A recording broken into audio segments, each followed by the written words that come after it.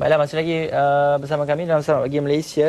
Kita akan terus bercakap mengenai Mural 2015 ataupun singkatan kepada Malaysian Urban Street Art dan Azam Bandar Carnival yang akan berlangsung, Hezri, bermula esok sehingga hari Ahad. Okey, dan untuk itu juga ya, bersama-sama kami di studio pada ketika ini Datuk Hafizah Hassan yang merupakan Setiausaha Bahagian Kesejahteraan Bandar dari Kementerian Perumahan, Kesejahteraan Bandar dan Kerajaan Tempatan. Betul Datuk? Betul. Okey, dia panjang nama tu. Okey. Bila sebut mural ni, yang pertama terlintas mural di dinding-dinding. Tapi ini bukan di dinding Ini dibawakan dalam satu karnival. Yes. Okey, ceritakan tentang program ini, Datuk. Okey, terima kasih ya. Terima kasih pertama kali kerana menjemput pihak kementerian untuk bersama-sama pagi ni. Actually, Mural 2015, dia merangkumi dua program yang berasingan. Instead of kita melaksanakan dua program tu secara stand alone, kita combinekan, kita perkasakan program tu. So that at the end of the day, the impact is bigger. Okay. Kita save time, save cost. Okay, yang pentingnya. Okay, Mural stands for Malaysian Urban Street Art and Azam Bandar Carnival. Dua program. Iaitu satu program, kita nak memperkenalkan seni jalanan. Yang keduanya adalah untuk kita memperkenalkan Azam Bandar itself. Program Azam Bandar. Yang merupakan salah satu program di bawah program pembasmian kemiskinan bandar yang dilaksanakan di bawah KPKT. Pelaksanaannya will be tomorrow. Tomorrow hari Jumaat sehingga hari Ahad. Untuk besok, kita akan mula pada jam 3 petang sehingga 11 malam. Untuk Sabtu dan Ahad, on the weekends, it will be from 8 in morning sampai 11 malam. Okay.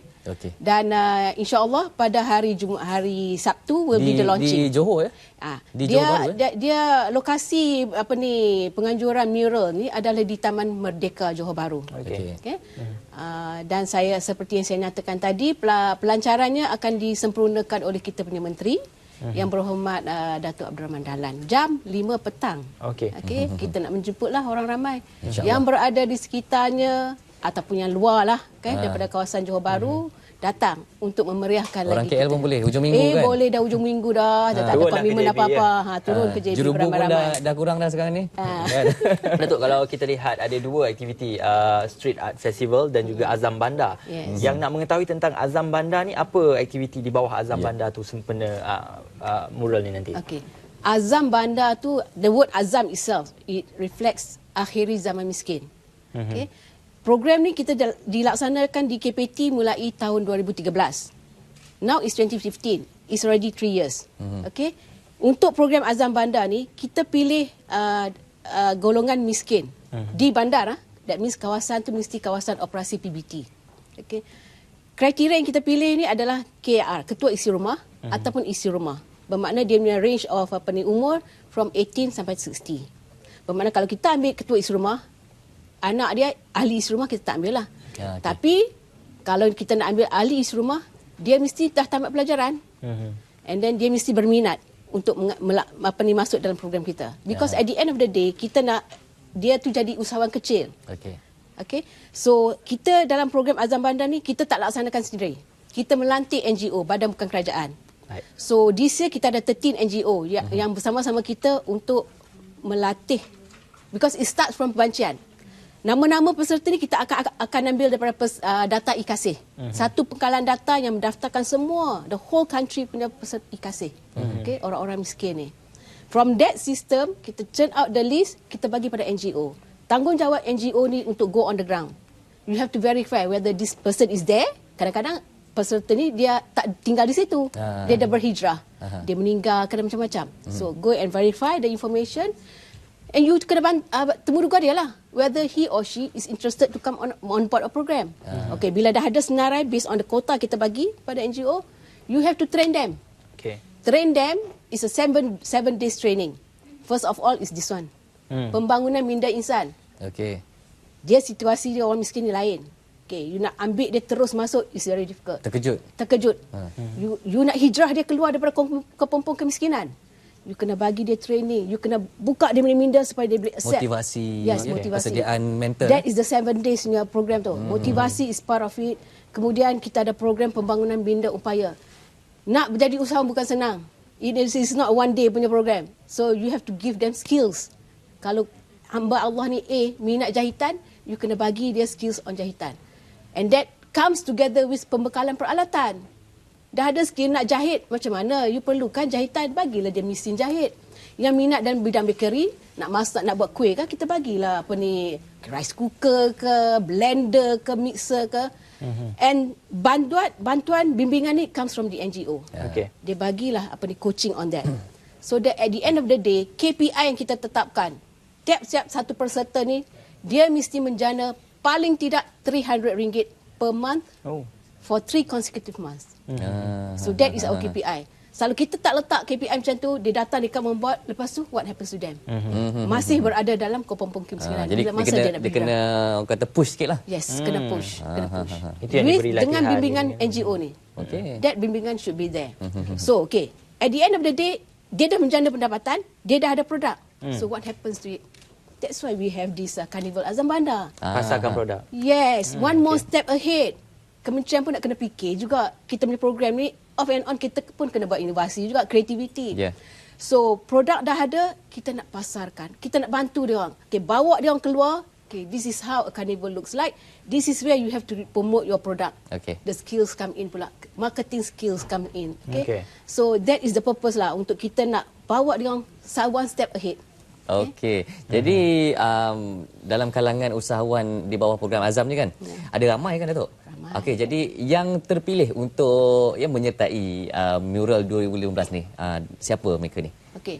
From 2013 sampai 2015, I have more than 6,000 peserta already. Ramai. Okay. And peserta yang menyertai Azam ni, saya katakan must be those yang telah menjana.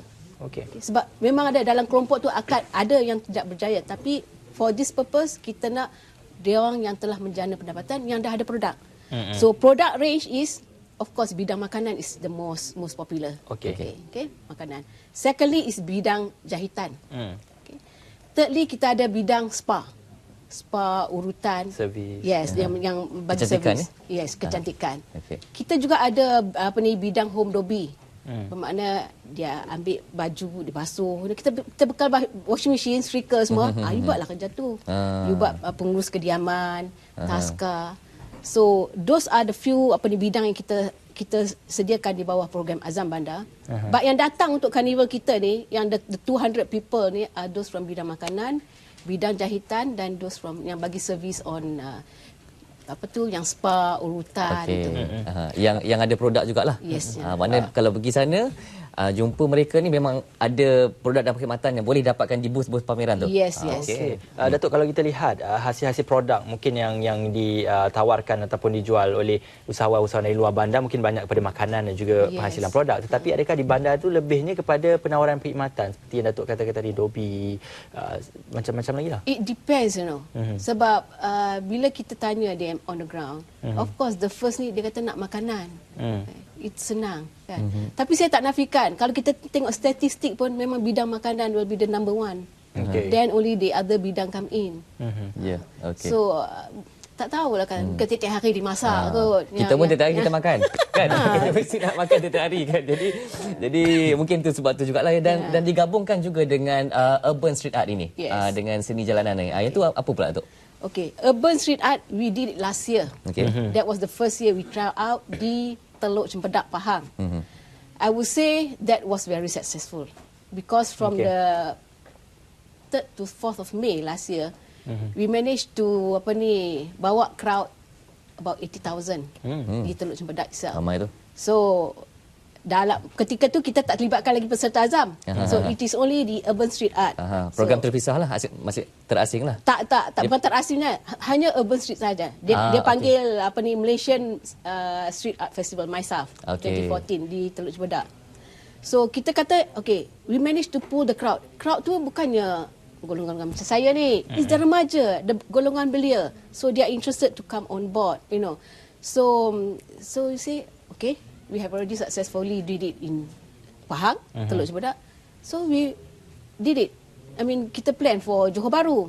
So untuk nak memperkasakan lagi yang di urban street art tu, kita combine sekali dengan Azam Bandar.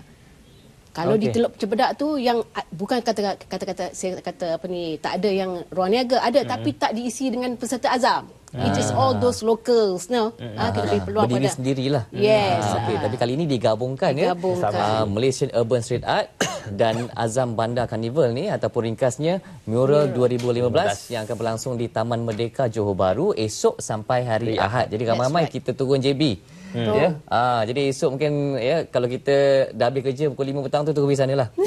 Okey, terima kasih banyak-banyak Dato' Hafizah sudi bersama kami berkongsi maklumat mengenai program ini, dan kita tengok jerubu pun dah tak ada kan. Orang kata dah semakin pudih sekarang ni. Jadi saya rasa apa salahnya kita ke sana menyertai program ini, insya-Allah. Okey, kita akan